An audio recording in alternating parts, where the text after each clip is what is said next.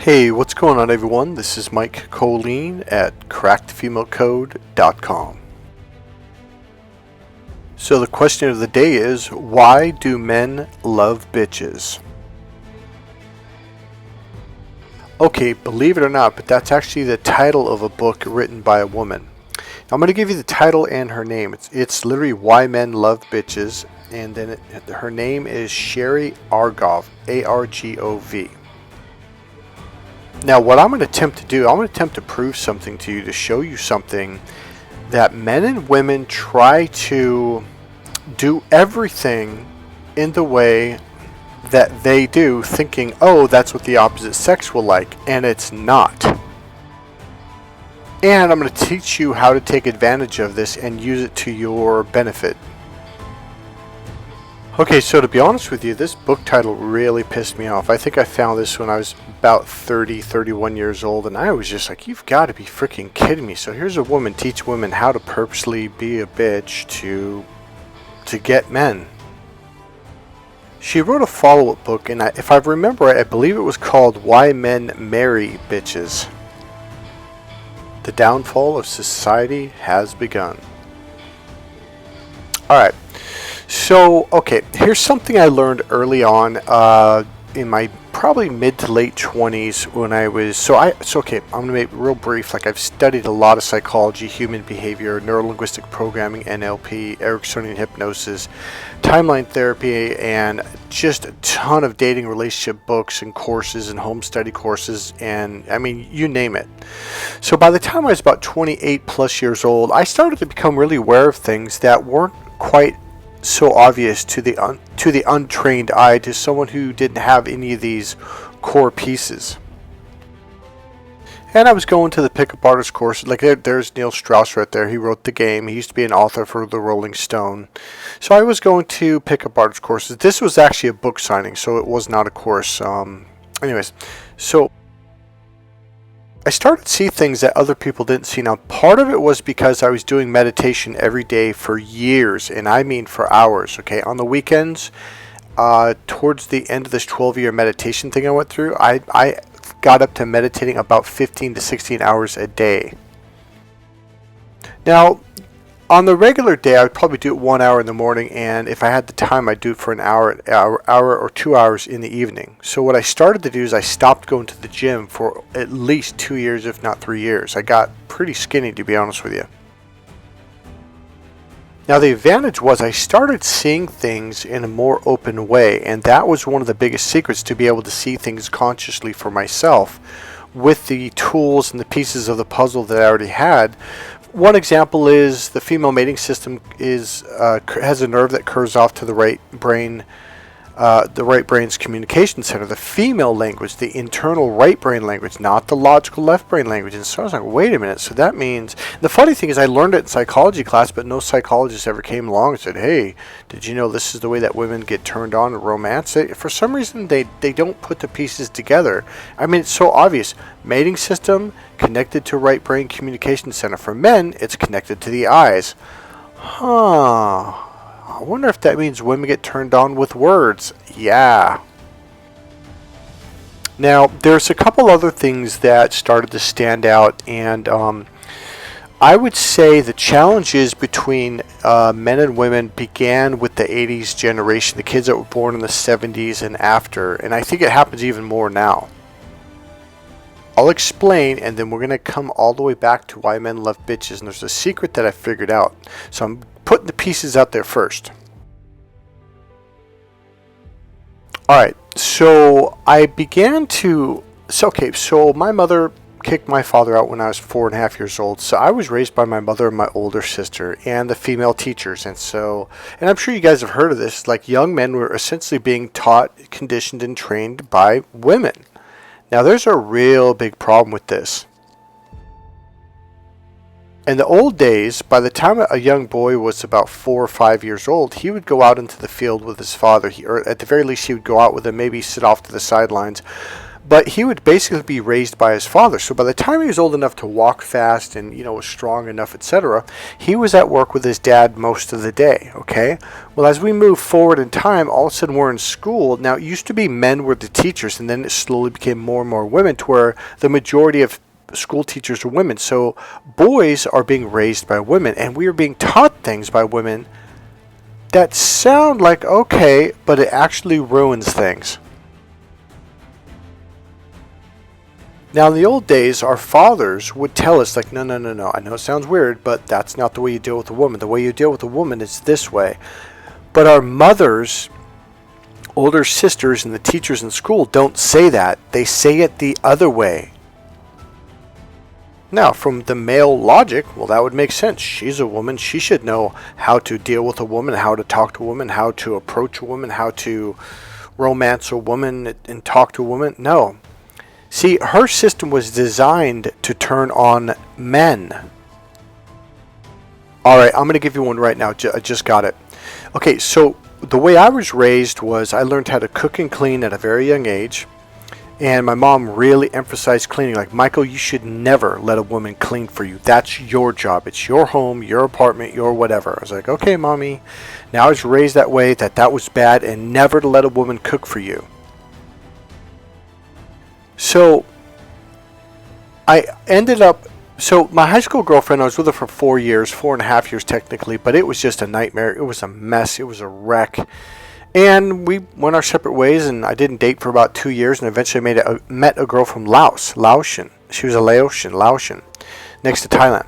She was half Thai and half Lao technically, but she was from Laos.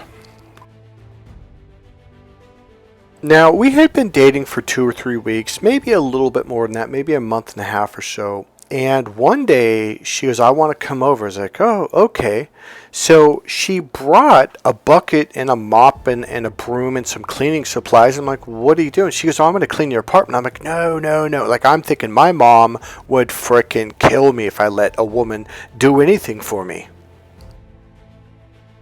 Now, I want you to listen to something my mother would say when I was younger. She would say, Michael, you've got to be independent. You've got to learn to take care of yourself. You've got to stand on your own 2 feet. You've got to be independent. You've got to cook and clean for yourself. You've got to be able to take care of yourself. This message went on forever. Now, here's the deal. This is something that women have to learn at a young age, especially in our modern society. She was teaching me what a woman is essentially taught. Now, watch how this completely screws up a marriage and a relationship between a man and a woman. So she comes over unexpectedly with this mop and stuff. I'm like, no, I can't do, because I'm thinking now I live in California, even though this was like 93 or something. I'm thinking, man, people are just going to think the worst of me. Oh my God. And it really took quite a bit of arguing, and she finally just physically pushed her way in and she started cleaning. Now, here's the thing that at the time I thought was really odd and really weird. She was happy. She was so happy. And I was just like, now at the time I felt so guilty, and I remember looking at her when she was in the kitchen cleaning the floor. I'm just like, why is she so happy? Like, I didn't get it. So she vacuumed, and then she went into the bathroom and cleaned the bathroom, then came out where the sink was, and I forget the name of that, the area with the vanity area, whatever you call it. And she cleaned everything. She even did 2 loads of laundry, and I'm just thinking, what is this? Like, here I am feeling guilty the whole time. So then, about another week later, she shows up, and it was dinner time, and she showed up with all of this food from her sister's Laotian store, and it was like vegetables that she was going to steam, and these leafy things, and certain, I don't remember the name of the dish, but just all these different, like, she made like 5 different dishes. And when she came over with all these bags of food, I'm like, what's this? You buying me groceries? She's like, no, I'm going to cook for you. And she was really, I'm like, oh, no, baby, you don't have to cook for me. She's like, no, I want to. And I remember the look of panic she had in her eyes. She goes, please. And I'm like, really? You want to cook for me? Now, I was not raised this way. I was raised to be independent, and you shouldn't rely on a woman, and blah, blah, blah, blah, blah. Now, while she's cooking, she was happy, and I mean, she was happy. And I'm in the other room kind of feeling like, oh man, I hope my mom doesn't find out. She's going to freaking kill me. Now, I think raising your children to stand on their own 2 feet, to cook for themselves, to clean for themselves, to be able to take care of themselves, etc., is a good thing. But there's a real problem when it comes to relationships between men and women. So eventually we sat down, we ate. It was really good food. It was really fresh. It was clean, and she was so proud. Now, here's the thing. When I was eating every bite, she would just stare at me, and she had this just smile, like she was about to burst, with pride and joy and happiness. And I was just kind of like, I'd never had this treatment before, because I've lived in California, and for the most part, I mean this respectfully, I think white women are taught, like, don't do this for men, like, don't cook and clean, don't do anything for him. And so there's a big problem that this causes.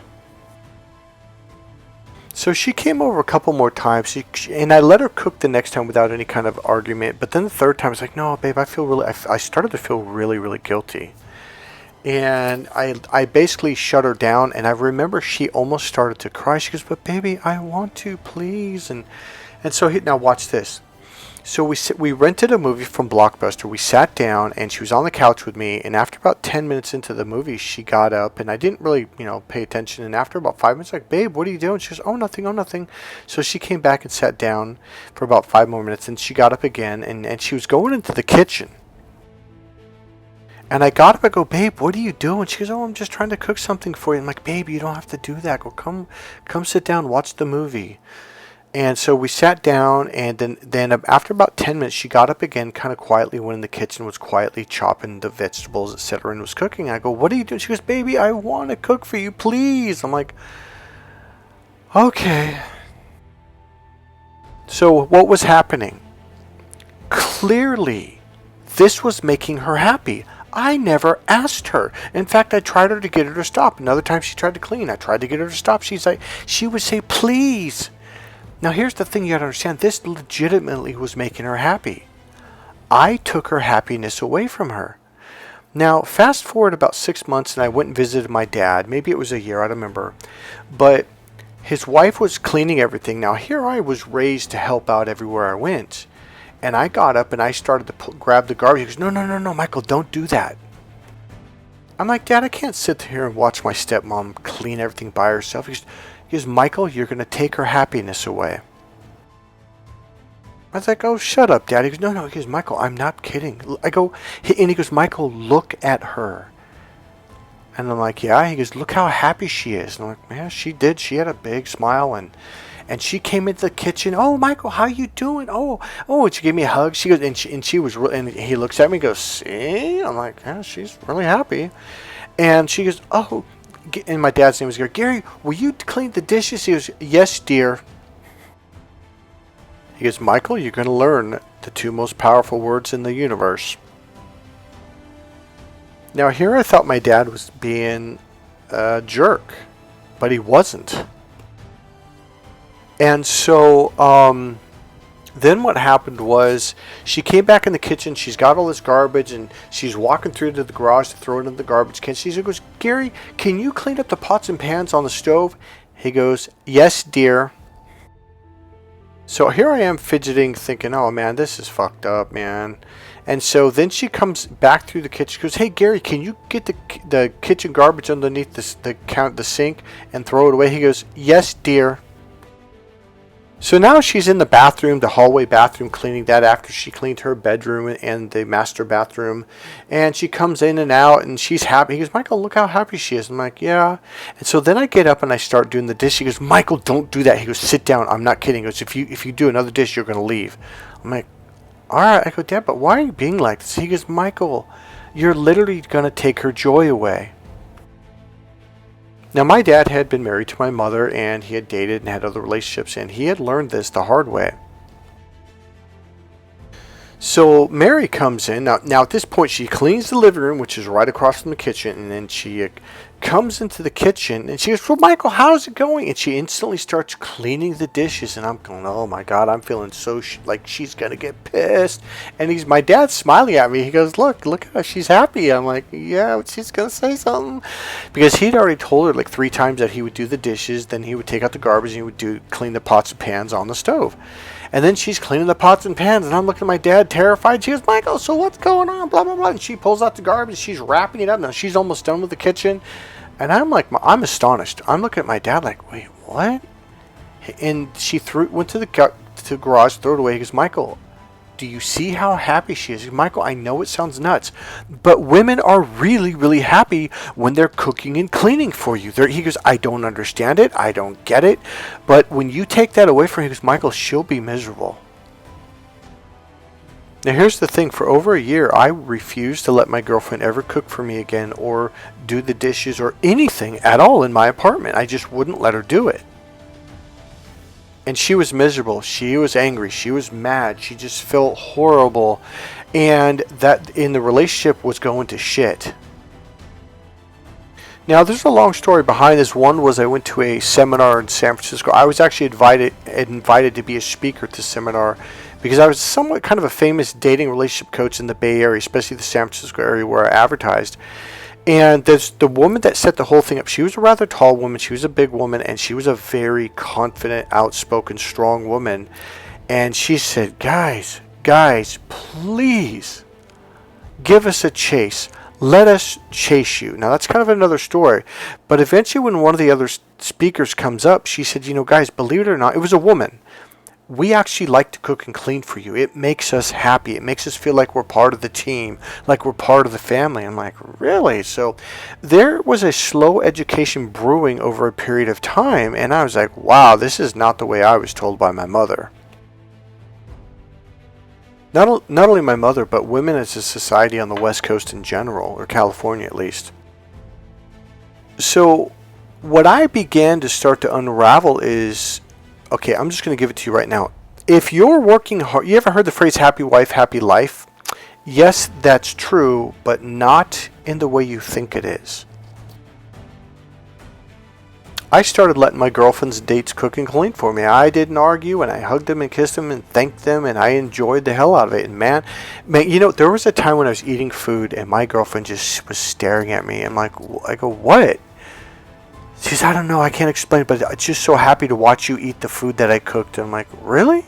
She's like, "Yeah." She goes, "Please continue." I'm like, "Oh, okay." Guys, I'm telling you, it brings women immense joy. Now, there's going to be women that were raised in the Western society that were, "Oh, this is mean, or this is wrong, men are taking advantage of you." They've been brainwashed. But here's the thing, at the core, inside their DNA, it makes them feel good to do this. So now they're put in conflict. The modern society's really screwed women up, and thus relationships. Now here's the thing, my mother was essentially teaching me the same thing she was teaching my sisters to do. Be independent, stand strong, don't let people help you, blah, blah, blah, blah. And so she was raising me unconsciously the way she would raise a little girl. A father would never raise a boy to be that way. So as I began to let women do things for me, I noticed a huge shift in the way they were. They were happy. So most men think happy wife, happy life. I'm going to work hard to make her happy. And I'm like, no, don't do that. Because a woman needs to feel like she's doing something to be part of the team. Enter the caveman era. Remember, our mating systems and the lower reptilian brain was developed during the caveman era, and it has not changed since. I get it, we live in a modern society, but if you do not let her go through her natural instinctual, what's the words I'm looking for? Not abilities, but things that she's supposed to do, she won't be able to bond with you, and eventually she'll find a man that lets her do this stuff. So here's what I began to notice. I started watching the guys that were doing everything in their power to make their wives happy. Those women were the most miserable women on the planet. And it wasn't just them. It was my father when he was younger. It was me and my first two relationships. It was watching my buddies, and I'd say, hey, don't, no, don't do that. You're going to ruin your marriage. He goes, what are you talking about? Sure enough, she ended up filing for divorce a year later. I'm not going to go too much in detail on this. I am telling you, this comes from the caveman era. It is hardwired into her system. If she cannot fulfill these unconscious instinctual needs, she's going to feel like you don't love her. She's going to feel like she's not part of the team. And I'm going to break this down. This is going to make all the sense. So look at this caveman. So if you remember the picture before I restarted it, he was standing up on like a tuft of grass on about 2 or 3 foot little mini hill of dirt with some grass and snow at the top. And he's looking off in the tundra or wherever he's looking, right? What's he doing? He's hungry. He sees a rabbit or he sees a deer. He's hungry. He's going to go get it, kill it, and eat it. Now, where's the cave girl? She's off to the side somewhere. He doesn't care. He's not even looking at her. Now I'm going to ask you this. Is he going, little cave girl, do I have permission to go get some food? Is there any, do you want some taco meat? Do you want some deer or rabbit? What do you want, cave girl? He's not asking permission. He's not asking for approval. He's not asking her what she wants. He's hungry. He's going to go get something because he's hungry, period. That's life. That's survival. And the problem with the modern male, we make a lot of money and we buy food, we go to grocery stores, we do this. It doesn't do anything when it comes to meeting her survival needs. Her survival needs are still in there. If they don't get met, she feels like her life is in danger. So if she can't meet her needs, I'm going to explain in a minute what they used to do back then. If she can't meet these inborn instinctual needs, she feels like she's in danger, and she's eventually going to look for another caveman where she can fulfill these needs, and then it will calm her down. Now, I get that we live in the modern era. Now we have microwaves and cars and machines and grocery stores, etc. But this is a really, really new invention to the human body, to the human system, and we're really only talking about 100 years, okay? Because even back then, a lot of people had to work on farms, and they had to capture animals, and they had to do all kinds of stuff that was physical labor, survival. And men and women still had to do their part. She had to nurture the kids, he had to work in the fields, and on and on and on. Now, let's look back at this caveman.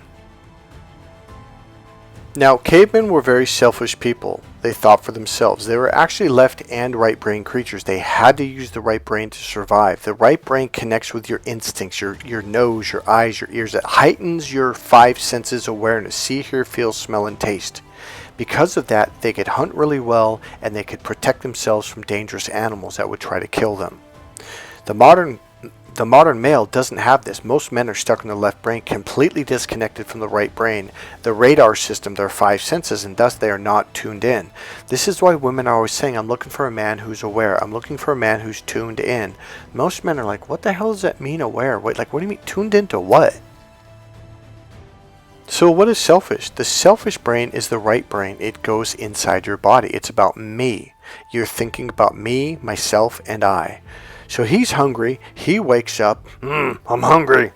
He doesn't look around. Oh, are you hungry, honey? It doesn't even cross his fucking mind what she's thinking or whether she's hungry. He don't give a shit. It's not that he doesn't give a shit.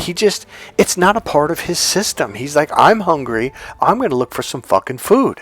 Boom. He sees a deer. He's gone. He starts running across the tundra. He's going to get some food. He is an expert hunter. He is good at getting food, and he's going to feed himself. Now, if you're a cave girl and you're a lot weaker than a caveman, cavemen back then had way more testosterone than the modern male. It was something like double or triple. It was insane. They were insanely strong, had insane pain tolerances, and insane endurance. These guys were machines.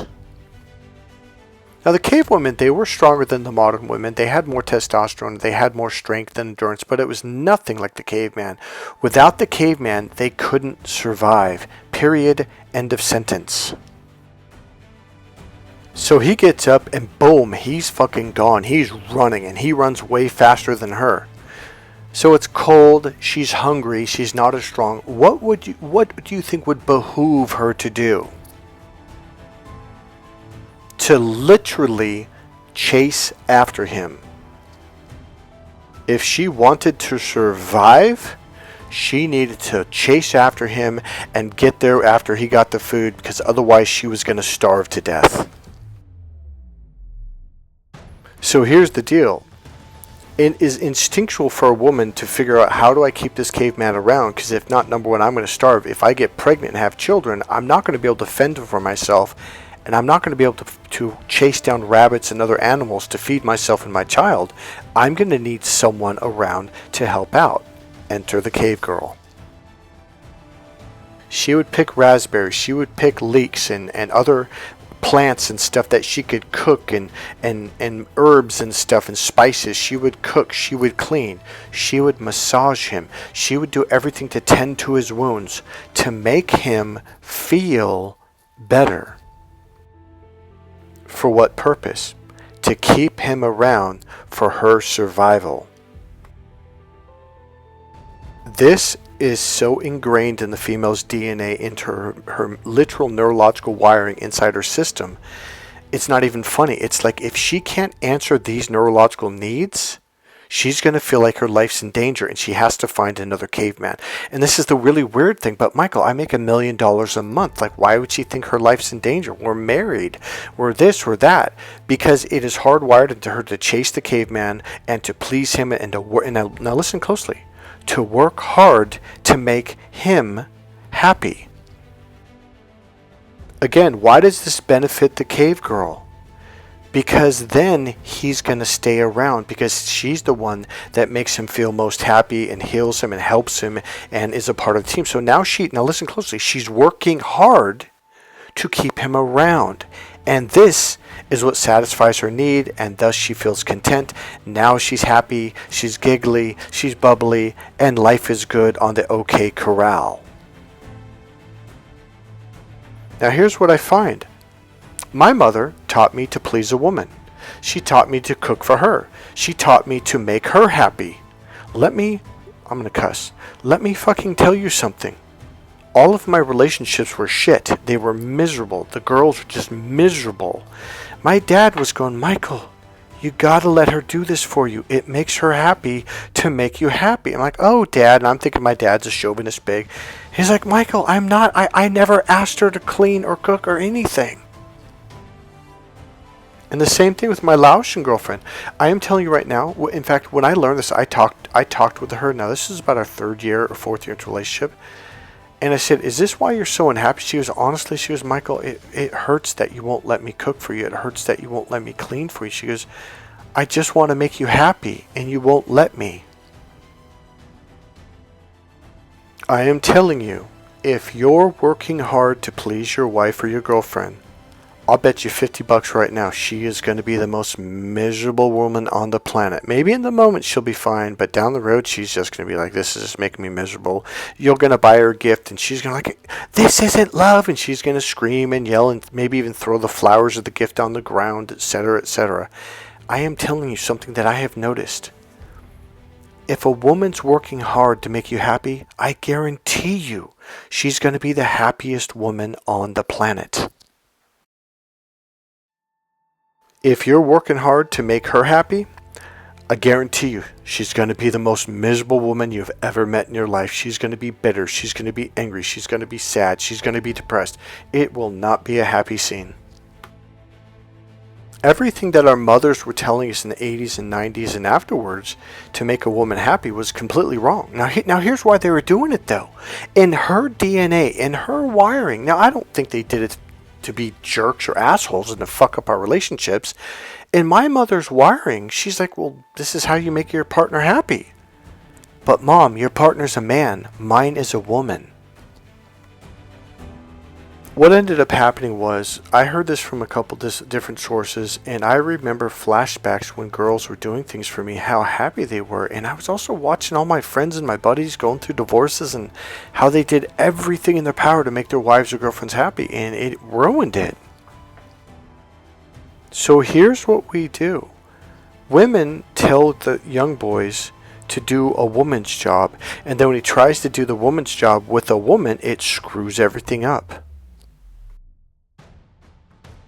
Now here's the deal. In her core soul, she's like, Michael, or whoever, this is what you're supposed to do in a relationship. Here's the same thing that pickup artist courses are doing. Men are wired the way men are wired, so we try to pick up on women the way that we're wired, neurologically, okay? The way our mating system is, we try to look good because our mating system is connected to the optic nerves, which connects to our eyes. So we teach other guys, like, yeah, man, you got to look good, you got to get chrome rims, you got to buff your car out, you got to do this, you got to pay for dinner, all the shit that doesn't work. But if you're trying to pick up on a man, it will absolutely work. Now watch this, I'm going to reverse roles.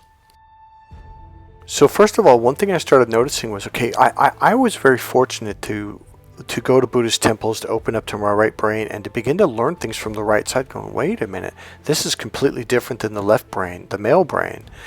So here's the deal. Unconsciously, we do to women what turns us on and what romances us. And women are looking at you like, well, when's he going to romance you? When's he going to do it? Why is he doing this other weird shit? Women do the same thing, but from the other side. Now watch this. So now we got this book called Why Men Love Bitches. Okay, and now I was pissed. I didn't even buy the book at first. I even complained to someone, a life coach that I knew, and I was like, what the fuck? And it was a woman, and she laughed. And so and I think she said, Michael, you might want to go read the book first before you complain about the title. I was like, all right. So I was pissed, and I bought it. And I remember it was a girl at the counter. She goes, oh, you're going to love this book. I'm like, really? She's, oh, yeah. I'm like, all right. Well, here's the thing. I didn't really love the book.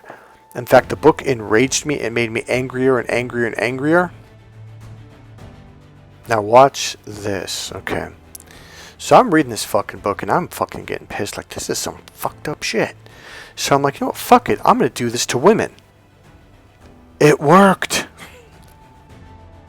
So I'm like, wait a minute. So now I started going further into the book, and I tried this one, I tried that one. Everything she says, like, holy shit, this fucking works. And I'm like, oh, I get it. Here's what's going on. These are things that as a woman, she's like, yeah, man, this is what turns me on. And unconsciously going, this is what's going to turn guys on. No, I'm telling you. By the way, I just realized after everything my dad said and that women in the seminars and all that stuff I learned, when I read this book and I started doing these techniques to women, I was like, wait, you've got to be kidding me. So she writes a book for women on how to get men by being a bitch. And what she was doing unconsciously is writing down what it is that turns a woman on, that attracts a woman. And one of it was playing hard to get. And oh my God, as a man, I fucking hate that. And every guy I've talked to hates that when women play hard to get. They don't respond. They don't call back. Just pisses men off. And women think this turns men on. It doesn't. Now, there's something called the cat and mouse game. Now, after I'm reading this book and applying these techniques, I remembered something when I was a little kid. I was about 4 years old. My friend Johnny from across the street comes over, knocks on the door, kind of stares at me, and then walks back. I followed him back. We went by the gate that was by the garage, on the side of the garage. We walked in this little alleyway, you know what I'm talking about, by the side of a house. We put your garbage cans usually. We walked down that. We walked past the door that went to the garage, and then we went to the back where the porch area was, where the picnic table and the barbecue was, and the dad's like, no, shh, no, don't move. And I'm like, I looked at him, I looked where he's looking. He's looking on the ground. Oh, there's a cute little kitty. It was their cat. And the dad goes, no, shh. And I'm like, the cat was staring at him. And I looked at where it was. Oh, a cute little mouse. And then I looked back at the cat. I was like, oh no. I realized that mouse was in for it. So sure enough, the mouse started to walk away. Boom, the cat pounced on it and bit into it, and you could hear it crunching its bones, and the mouse went just like this squeaking. I was like, oh God. And then the cat let it go, and I was like, oh God, oh run. And now the mouse is kind of crippled, and it kind of ran, and then the minute it started to run again, the cat pounced on it again and bit into it and clawed into it, and blood, there's a little bit, not a lot of blood, but blood was coming out. I was like, oh God, oh Jesus. And I'm like, oh please, just kill it, just get it over with. And then it let it go. And the cat kind of stepped away a little bit, and the mouse didn't move at first. And I'm thinking, oh, don't move. And then the cat did it again and bit into it, and it didn't kill it. And I looked at the dad. I go, why doesn't he just kill it? The dad goes, well, it's not actually hungry. It has food in the garage, and it has water, and it has a little swinging door that it can go in and out anytime it wants, so it's not actually hungry. I go, so why is he doing that? And he goes, well, it's instinctual, it's hardwired. The minute the mouse moves, it's going to pounce on it. And sure enough, the damn mouse wiggled its butt, and the cat jumped, and I'm thinking, oh no, and the cat jumped on it, bit into it, and broke its back and killed it. And the cat instantly, now here's the secret, this is about women too. The minute the mouse was dead, the cat kind of patted it once, didn't move. It literally took about it was kind of trotted off about 7 steps, and the damn mouse wiggled its tail like, oh no, and the cat went back to it and bit into it one last time, and then patted it, looked at it, it was dead, it took off. Here's the deal. It is hardwired in women to play this cat and mouse game. But you know when a woman plays hard to get? She's trying to get you to chase her. The minute you do that, she loses interest. Now, here's the problem. Because you're not playing hard to get. Now, here's the deal, though. You don't really have to play if you have a real job and a real life. Because your time's taken up. You go to work 8 hours a day. You got to go to the grocery store. You got to mow the lawn. You got to do whatever you got to do.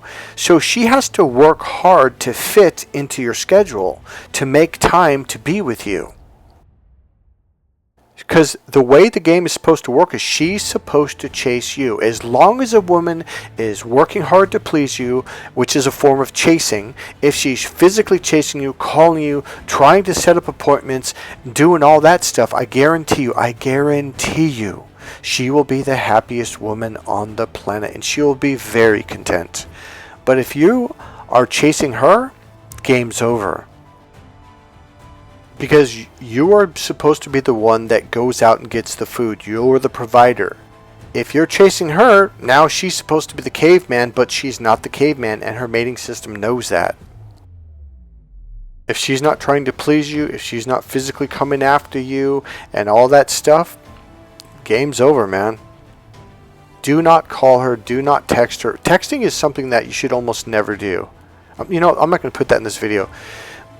The message for right now is women have got to chase you. Now, there's something that I teach in the course. It's called internal awareness. Okay, there is a series of techniques that bring your awareness inside you. Now, this is the ultimate chase. In fact, if you don't do this, you could be across the room waiting for her, but if you're still external, it doesn't matter. You're going to kill the vibe. If you're internal, it's the ultimate chase, whether you're on the phone, whether you're in person, whether you're across the room, whether you're right in front of her. This is the core key piece of my entire course. The other pieces are the languaging pieces, the right brain language that I teach, that I've been teaching for over a quarter of a century. Now, this is the game changer. I'm going to tell you why. Because the male brain is looking external. The caveman, when he's in his right brain, is looking internal and connecting to his circular radar system around him. When you're in the internal system and you're thinking for yourself, she's chasing you. You could be standing right in front of her. You could be having a conversation. You could be across the room. It doesn't matter. It draws women to you.